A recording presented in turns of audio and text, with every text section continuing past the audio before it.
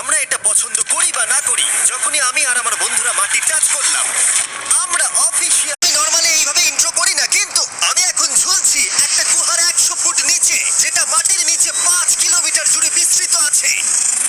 আর আমরা এটা পছন্দ করি বা না করি, যখনই আমি আর আমার বন্ধুরা মাটি টাচ করলাম, আমরা অফিসিয়ালি এখানে আগামী 7টা দিন কাটাতে চলেছি।